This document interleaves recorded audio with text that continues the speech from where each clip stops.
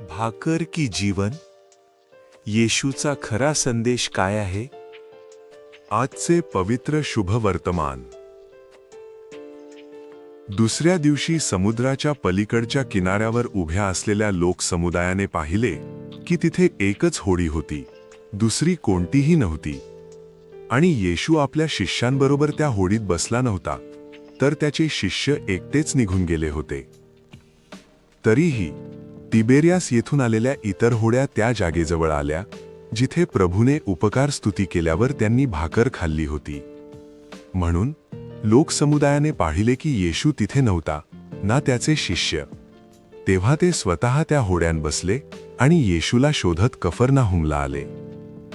समुद्राच्या पलीकडे त्यांना येशू भेटल्यावर त्यांनी त्याला विचारले, रब्बी, आपण इथे कधी आलात? येशूने त्यांना उत्तर दिले, मी तुम्हाला खरेच सांगतो, तुम्ही मला शोधता ते तुम्ही चिन्हे पाहिली म्हणून नाही, तर तुम्ही भाकरी खाल्ल्या आणि तृप्त झालात म्हणून. नाशवंत अन्नासाठी कष्ट करू नका, तर त्या अन्नासाठी कष्ट करा जे सार्वकालिक जीवनासाठी टिकते, जे मनुष्याचा पुत्र तुम्हाला देईल. कारण देव पित्याने त्याला मुद्रांकित केले आहे. म्हणून त्यांनी त्याला विचारले, देवाचे कार्य करावे यासाठी आम्ही काय केले पाहिजे? येशूने त्यांना उत्तर दिले, देवाचे कार्य हेच आहे की तुम्ही त्याने पाठवलेल्यावर विश्वास ठेवा. प्रभूचे वचन. मनन. आजचे शुभवर्तमान आपल्याला जीवनातील आपल्या प्राधान्यांवर विचार करण्यास प्रवृत्त करते. लोक येशूला शोधत होते, पण त्याचे कारण होते की त्यांनी भाकरी खाऊन तृप्त झाले होते. येशूने त्यांना स्पष्ट सांगितले, मी तुम्हाला खरेच सांगतो, तुम्ही मला शोधता ते तुम्ही चिन्हे पाहिली म्हणून नाही, तर तुम्ही भाकरी खाल्ल्या आणि तृप्त झालात म्हणून.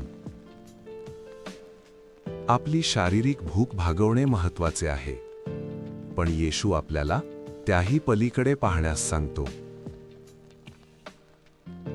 तो म्हणतो, नाशवंत अन्नासाठी कष्ट करू नका, तर त्या अन्नासाठी कष्ट करा जे सार्वकालिक जीवनासाठी टिकते. आपणही अनेकदा तात्पुरत्या सुखांच्या मागे धावतो, पण खरा समाधान आणि शांती येशूवरील विश्वासात आहे, जो आपल्याला सार्वकालिक जीवनाकडे घेऊन जातो. आज आपण स्वतःला विचारूया, मी कशासाठी कष्ट करतोय? तात्पुरत्या समाधानासाठी की सार्वकालिक जीवनासाठी?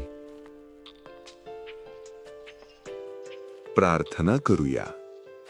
प्रिय येशू, तूच आमचे जीवन आणि आमचा मार्ग आहेस. आजच्या शुभवर्तमानातून मिळालेल्या संदेशाबद्दल आम्ही तुझे आभार मानतो. आम्हाला तात्पुरत्या गोष्टींच्या मोहातून बाहेर पडण्यास मदत कर आणि आम्हाला सार्वकालिक जीवनासाठी तुझ्यावर विश्वास ठेवण्याची कृपा दे. तुझ्या शब्दातून आम्हाला खरी भूक आणि खरी तृप्ती कशी मिळते हे शिकव. आमेन. मराठी वचनमध्ये आपले स्वागत. आज आपण योहान 6:22-29 या शुभवर्तमानावर मनन करूया. दररोज नवीन शुभवर्तमानासाठी सबस्क्राईब करा. देव तुम्हाला आशीर्वाद देवो.